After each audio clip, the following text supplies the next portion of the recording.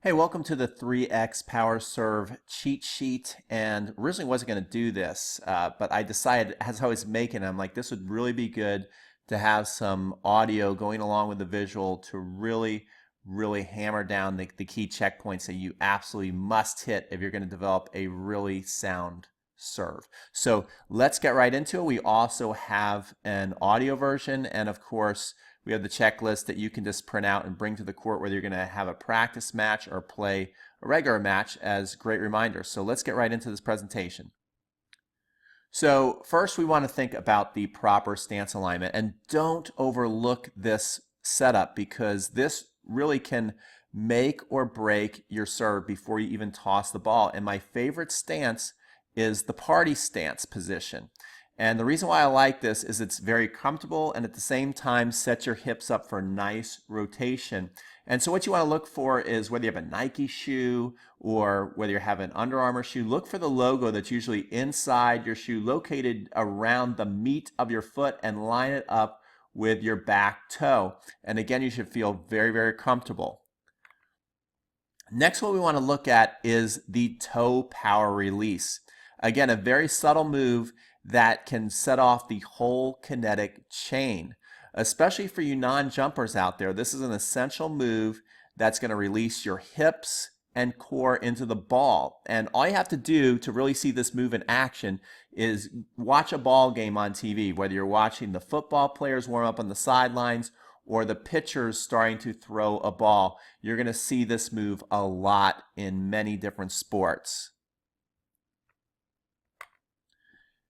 Next, we're going to take a look at knee power. And what I want you to think about is, again, finding that comfort zone where you're able to bend your knees, but you're not going so far down that you're like, this is going to be really hard to get out of. What you want to do is get to a point where you're relaxed, but also feel some spring so you can explode up. Now, this does not mean you have to jump. It's just being able to extend and straighten out your legs. And when this starts to happen, you see I'm set up here in the selfie position.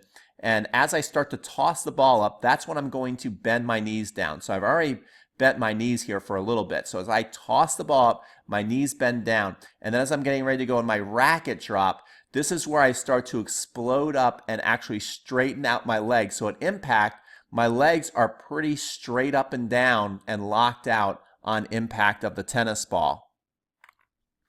The next thing we're going to look at here is the core load and explode. So you can see I've set myself up very nicely to uncoil into the tennis ball. You look at how my hips are pointing to the net post.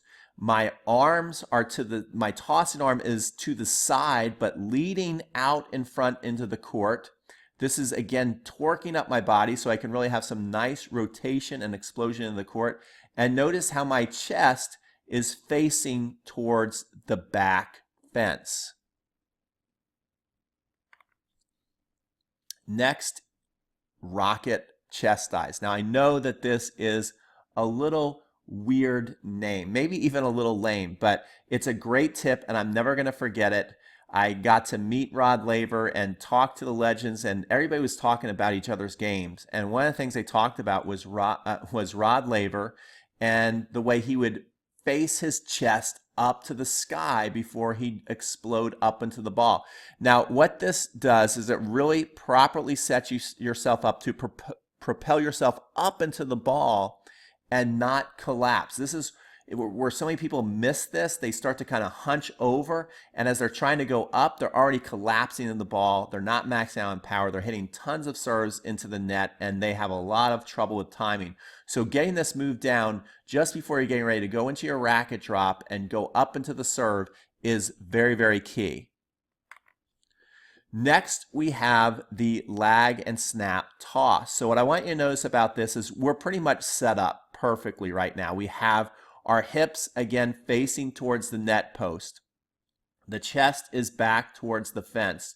We have our tossing arm out into the side, and I'm almost in a full windy tree position. I actually, as that ball is going, I'm not done yet. I'm actually going to lean back a little more, kind of a la Andy Roddick, although he does it much bigger and better than me. We also take a look at how now I'm starting to get into that secret source move. I'm not quite all the way there yet, but I'm about to get into it. And you notice that my arm is in an L position, starting from the shoulder, working its way down the bicep up to the forearm. We're creating an L there. And so what this is doing right now is it's really setting ourselves up to explode out of this. And what I want you to notice too is that the tossing arm is in front of my dominant arm. So this is going to make myself play a tremendous game of catch up. Now the racket is going to have to move very quickly to get up with the ball, because the ball is almost in peak position. It might rise another inch or two, but it's almost reached its peak. But you see that the racket still has a long way to go to get up to the tennis ball, and that's what we like. This is going to create tremendous racket head speed and acceleration. Okay, now what we've moved into is the classic selfie move, and this is a critical checkpoint that I would say 60% of tennis players out there get wrong. This is where most people start to turn themselves into the pizza move, where they start to lay or flip the racket head back and upwards to where their string bed, rather than facing in towards the face like mine is, it would be facing flipped up to where the strings would be facing up towards the sky. So getting this selfie move, you're able to get this down at this point, you are almost home free. But we have a couple little more pitfalls that are leading in our way. So let's check them out and let's make sure we don't do them. So now we're getting into the racket drop, or what I like to call the dangle move.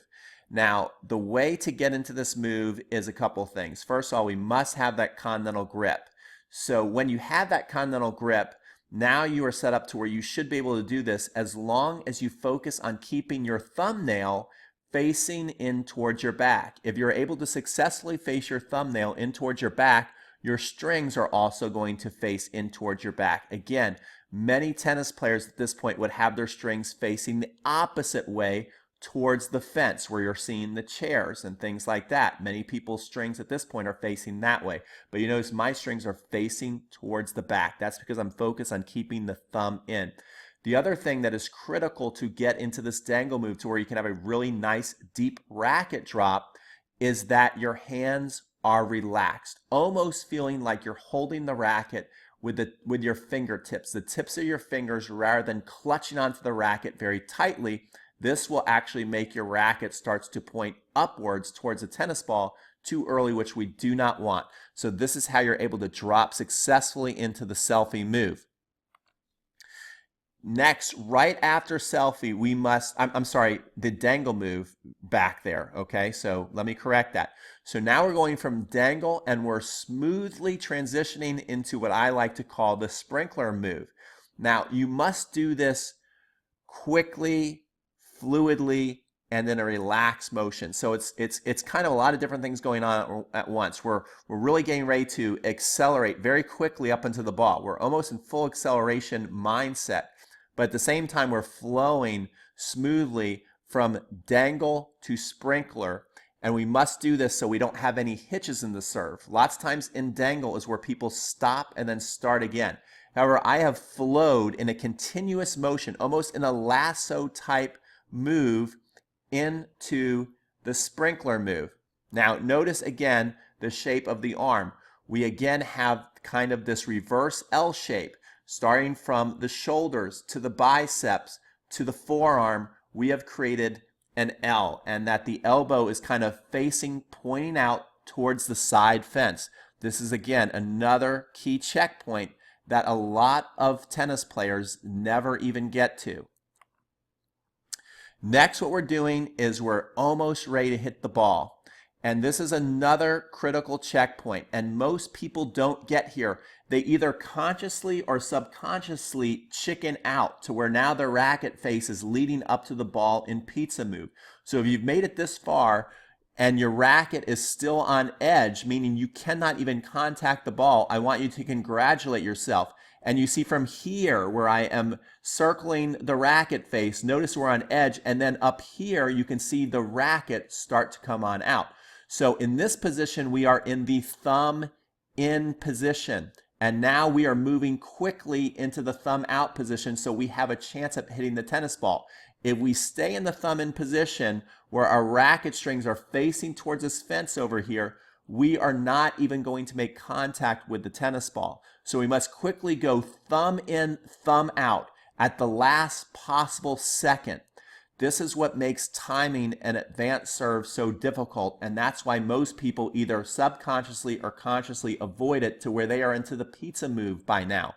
But if you have made it this far, you are on the cusp of having a very advanced serve, and this final move to where you accelerate up into here and you're at full arm extension. This is where you're going to be able to really pop a tennis ball. This is where you really hear that smack or popping sound when the pros come out and they do this last final move.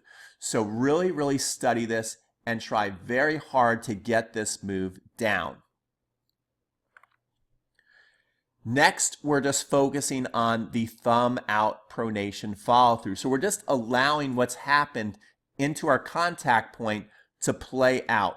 If we force it too much, it's going to start to look awkward and you're going to start to muscle the ball and you're going to have an adverse effect. You're actually going to start to decelerate too early, freeze up, and lose a lot of acceleration. So you actually want this part to flow, even though it might look like a forcing move, and we want our strings to be facing out away from us. This is the thumb out move, to our strings are starting to point backwards and angling out towards the back fence. We don't want it coming straight to the back fence.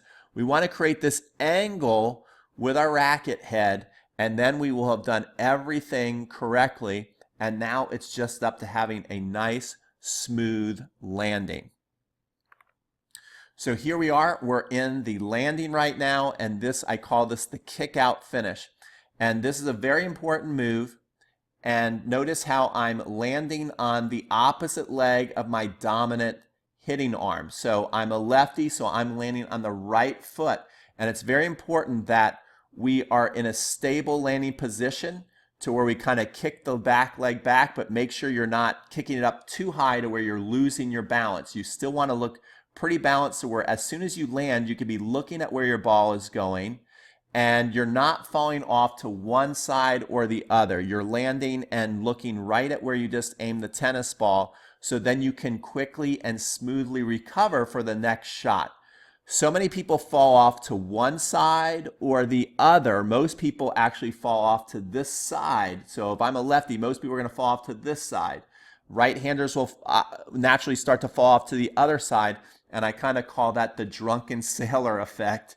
And then it's going to be, you're losing power because you're not flowing towards your target, so you're taking power and momentum away from your target, and you're also not going to be ready for your next shot. You're taking yourself basically out of the point and opening up one side of the court for your opponent. So if they start to notice that they do that, they're going to start to hit to that open court, and you're going to be in big time trouble.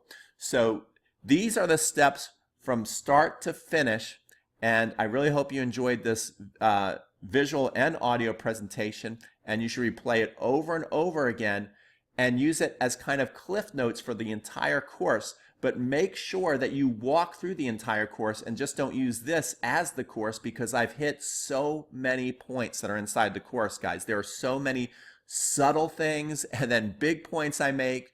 So make sure that you take the time now that you're inside the course to really go through the material over and over again. And I really thank you and appreciate your dedication to the game. And I'm proud of you for investing in your game and being passionate about your game. So just make sure that you keep going over this material over and over again, guys. Congratulations.